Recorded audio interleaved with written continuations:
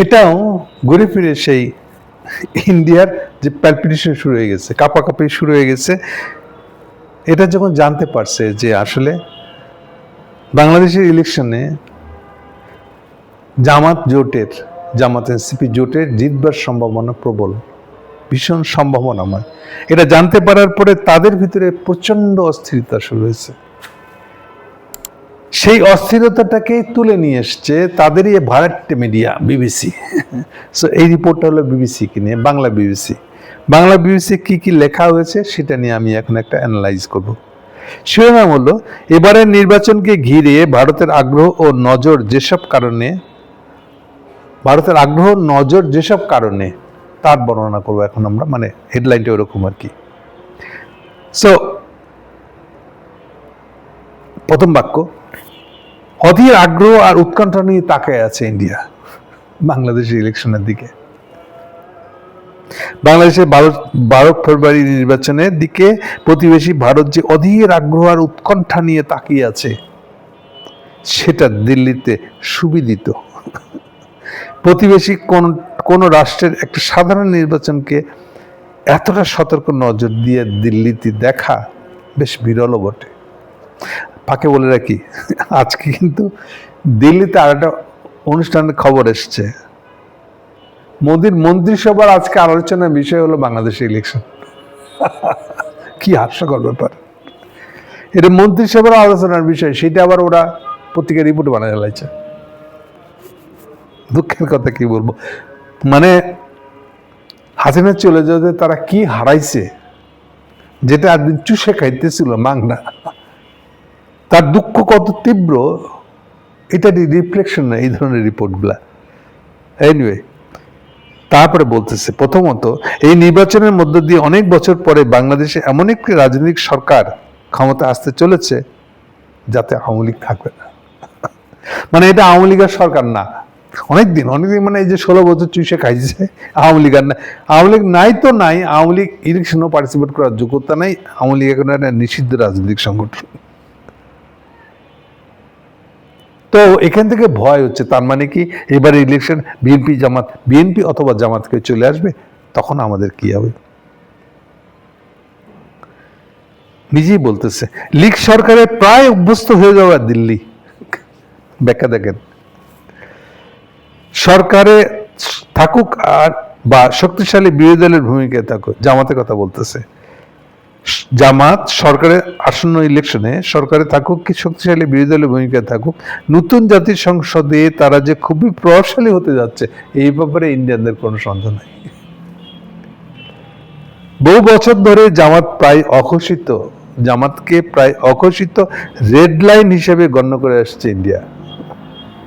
Red line, no গো area, পছন্দ করা যাবে না, সম্পর্ক করা যাবে না, সবসময় এনিমি হিসেবে ট্রিট করতে হবে, সে হলো জামাত। এটাই বলতেছে, বহু বছর ধরে এটা করেছে। সেই ভারত কিভাবে তেমন একটা রাজনৈতিক দলের সাথে নিজেকে এনগেজ করবে, ওর সাথে সম্পর্ক করবে কেমনে, এইটা নিয়ে সে এখন ভীষণ চিন্তায় পড়ে গেছে। জামাত তো ক্ষমতায় চলে আসতেছে। তবে ভারত যে ইতিমধ্যে জামাতের সঙ্গে এক ধরনের যোগাযোগ স্থাপন করেছে, দিল্লিতে তার আভাস মিলতেছে। এটা নিয়ে আমি আপনাদেরকে ভিডিওতে বলেছি যে শফিক সাহেব, সবাই জানেন যে উনি লন্ডনে গেছিলেন, আমি নামও জানি, কার সাথে দেখা করছেন, মাথুরের সাথে দেখা করে আসছেন উনি। মাথুর ডাইরেক্টলি এখন আর রয়ের স্টাফ না, বাট রয়ের এক্স স্টাফ, যে নিজে একটা দোকান খুললে রয়ের হয়ে কাজ করে সে, এই হচ্ছে সম্পর্কটা। মাথুর সাহেব ঢাকায় এক সময় স্টেশন ম্যানেজার ছিল সম্ভবত রয়ের। এনিওয়ে, দিল্লি পর্যবেক্ষকের, আচ্ছা, এরপরে তারা একটা খামোখা, মানে কেন ইন্ডিয়ানরা এত কনসার্ন, তার একটা জাস্টিফিকেশন দিচ্ছে।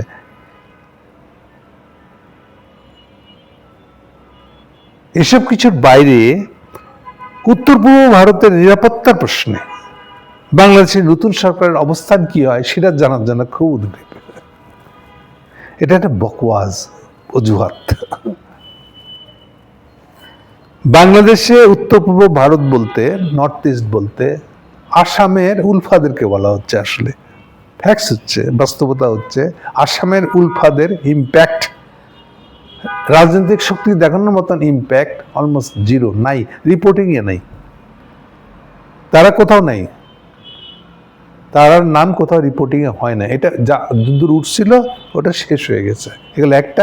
2 নম্বর হলো যে না, আর এছাড়া ওরা নিজেরাই বিভক্ত হয়ে গেছে, বিভক্ত এবং ডিরেল মানে নিজেদের মধ্যে ঝগড়া করে কেউই আর কোনো রেভলিউশনারি মুডে নাই, সশস্ত্রতা দূরের কথা। ওই একটার মতো একটা সেকশন আছে পরেশ বড়ুয়ারটা, যেটা আবার থাকে এখন বোধহয় চায়নাতেই থাকে কিংবা তিব্বতে থাকে হয়তো, ফলে ওটাও কি ইম্পর্টেন্ট না, ইনফ্লুয়েন্সিয়াল না। ইন্ডিয়ানদের কনসার্নটা একটা ভুয়া কনসার্ন যে তাদের নর্থ ইস্টের সিকিউরিটির ব্যাপারে কী করতেছে। নর্থ ইস্ট সিকিউরিটিতে সে হাসিনার আমল থেকে বন্ধ হয়ে গেছে। যারা নর্থ ইস্ট বলতে আসাম যারা এটা নিয়ে আমাদের দেশ থেকে অস্ত্র নিতে যাবে, তারা নিজেরাই এটার কোনো খবর নাই।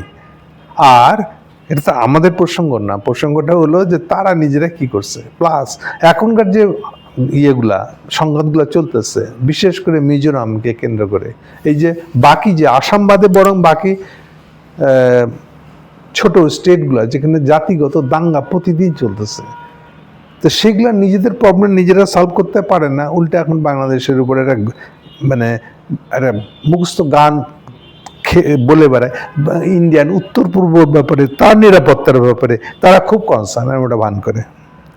আচ্ছা, এ প্রসঙ্গে একটা কথা একটু বলে রাখা দরকার আসলে,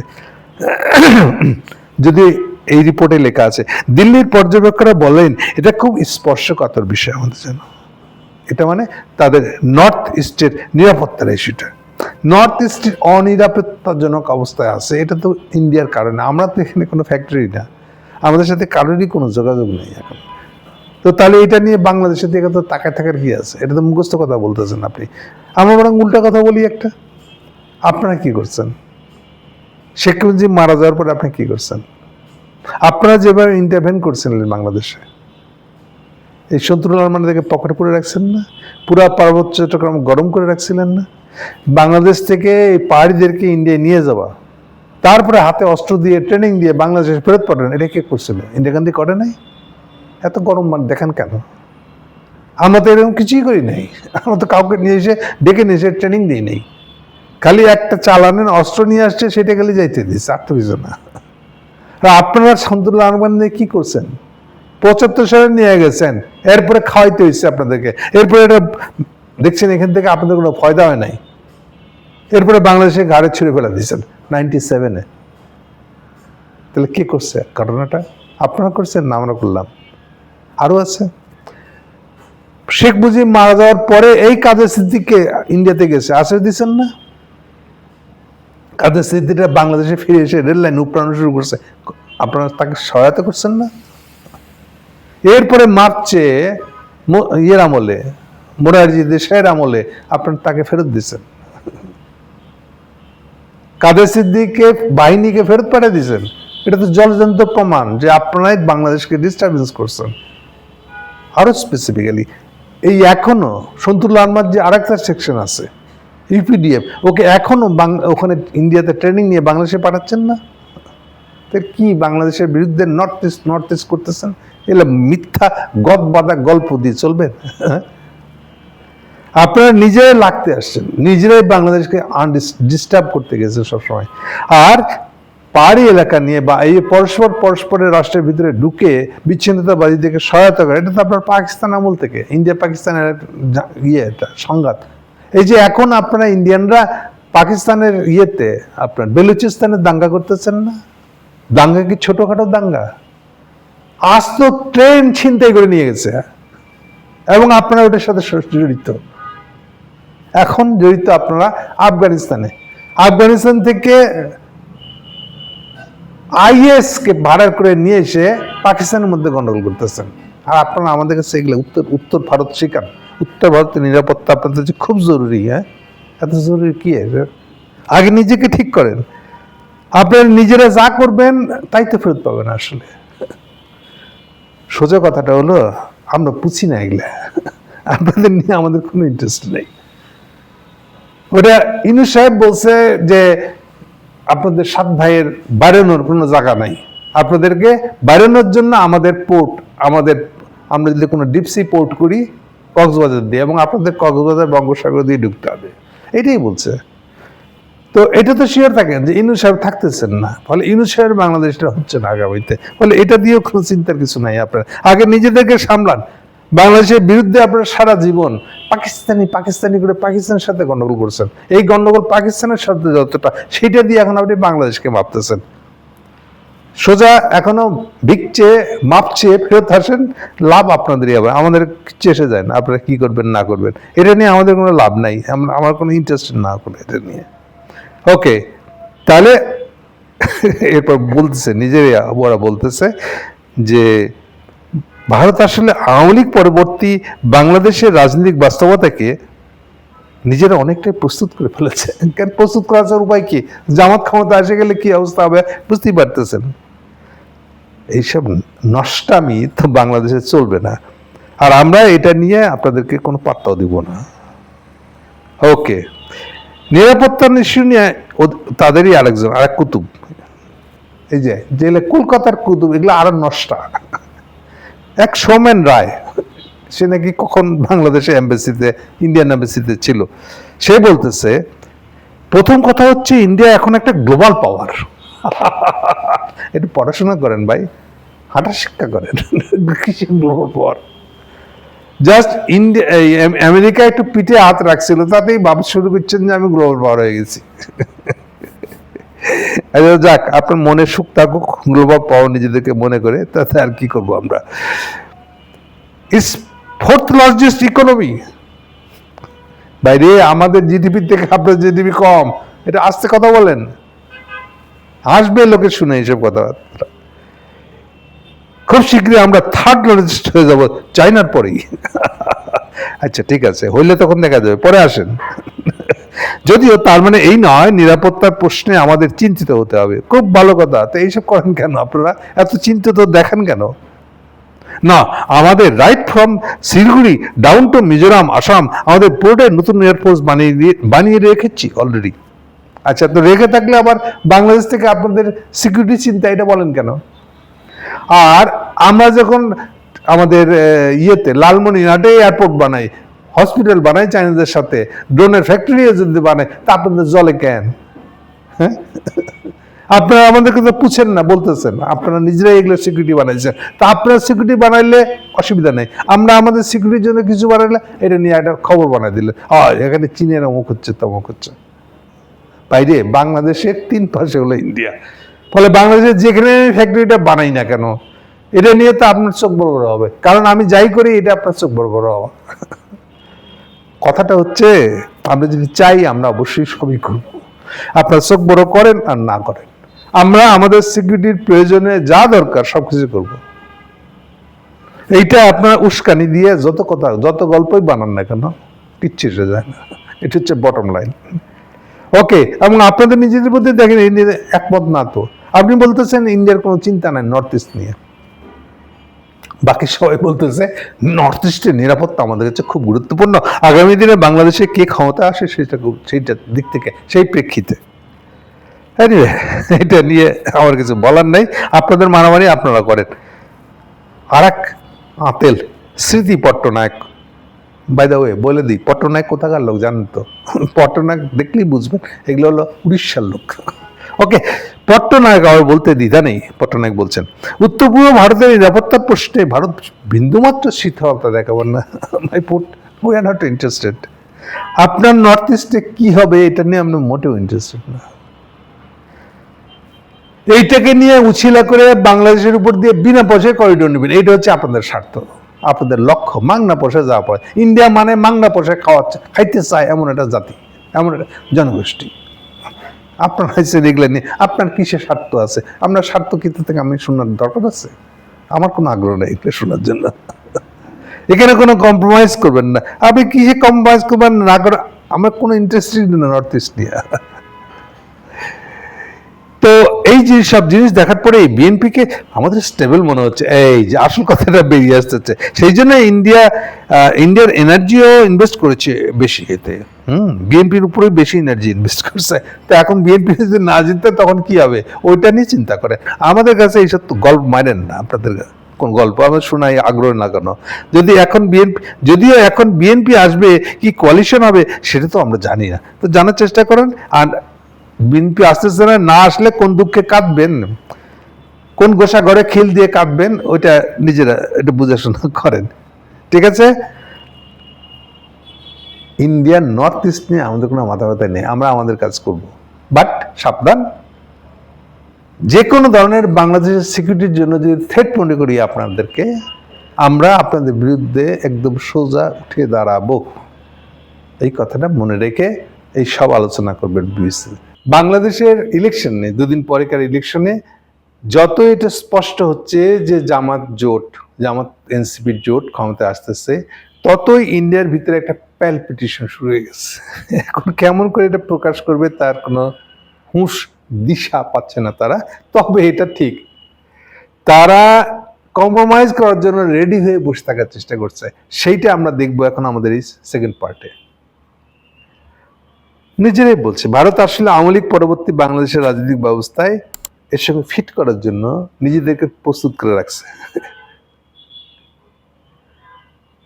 বলতেছে আসলে ভারতের জন্য গুরুত্বপূর্ণ হলো এখনকার পরিস্থিতিতে দুটো যে পার্টি ক্ষমতায় আসতে পারে তাদের সঙ্গে ইন্ডিয়া কি করে কাজ করবে।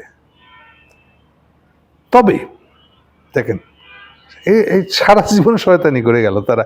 খালেদা জিয়ার মৃত্যুর পরে ইন্ডিয়া বিএনপির প্রতি একটা আউটরিচ, মানে পৌঁছে যাওয়া, দূর থেকে পৌঁছে গেছে ওখানে, ওপেন আউটরিচ করেছিল। কি করছিল? কারো কথা না শুনে সোজা এসে তারেক জিয়ার সাথে দেখা করছে জীবনে প্রথম। এই যে 2006 পর থেকে যে এনিমিটি তৈরি করছিল বিএনপির সাথে, সেই এনিমিটি ভুলে গিয়ে শটান এসে তারেক জিয়ার সাথে দেখা করছে মোদির বিশেষ চিঠি নিয়ে, প্রশংসনীয় চিঠি। খালেদার প্রশংসা বন্যায় বসায় দিয়েছিল। খালেদা মৃত্যুর পরে জয়শঙ্কর দেরি করে নাই, কয়েক ঘন্টার জন্য ঢাকায় চলে আসছিল। তো ও এটা দেখাচ্ছে আমরা একটা বিরাট কাজ করছি। বিরাট কাজ না, ছোট কাজ, এটা তো আপনারা আপনাদের জন্য করছেন। আপনারা তারেকের সাথে ডাইরেক্ট তার ক্লোজ হয়ে যাওয়ার সুযোগটা নষ্ট করতে চান নাই। এই জন্য যে খালেদা জিয়া আপনার চক্ষুষু ছিল গত 16 বছর, এই খালেদা জিয়াকে আপনাদের পরামর্শই, আপনাদের উস্কানিতে খালেদা জিয়াকে বিনা মামলায়, বিনা অভিযোগে, ভুয়া অভিযোগ দিয়ে তাকে জেলে রাখছেন এই বয়সে। আপনারা করেন না এটা? এখন আপনারা খুব খালেদা জিয়া প্রিয় পাত্র হয়ে গেছে, প্রশংসা বাড়াই দিয়েছিলেন মোদী। ও আমার খালেদা জিয়ার সাথে কত কি স্মৃতি আছে, এগুলো গল্প মারেন না আপনারা? এটা আমরা আউটরিচ বলতেছেন।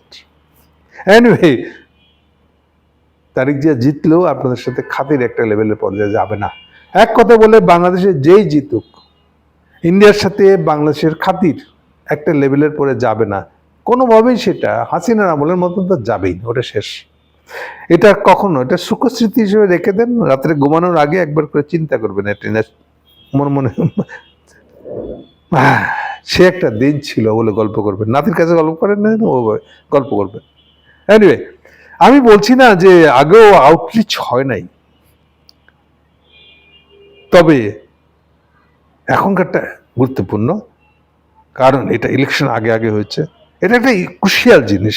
মানে আমরা দেখাতে চাই আমরা শুধু আওয়ামী লীগ না, যে কোনো পার্টির সাথেই, পপুলার ভোটে জিতে আসা যে কোনো দলের সাথেই কাজ করতে রাজি।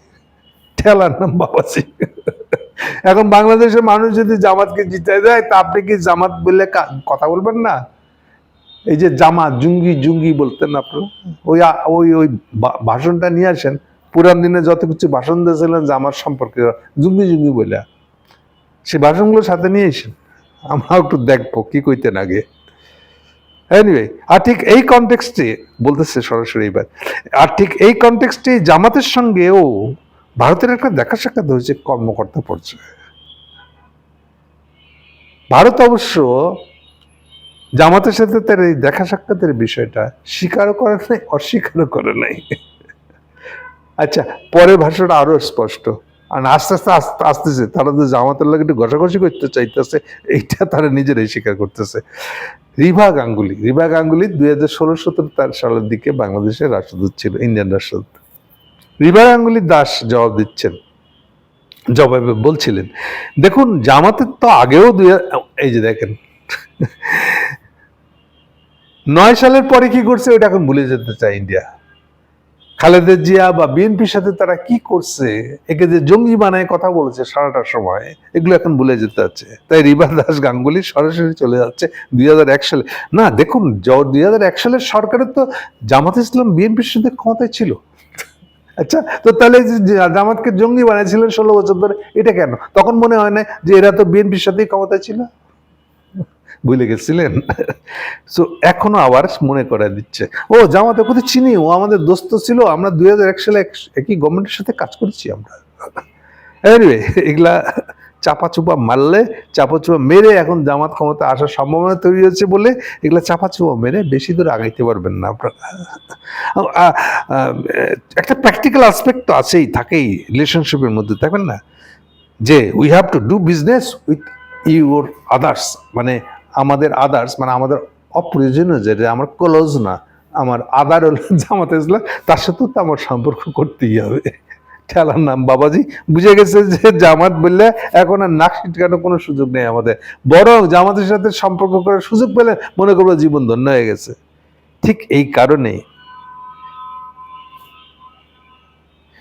এই কারণে রিভা গাঙ্গুলি দাস নিশ্চিত, জামাত যদি সে দেশে পরবর্তী সরকারের অংশ হয়, ভারত তাদের সাথে স্বাভাবিক সম্পর্কই রাখবে।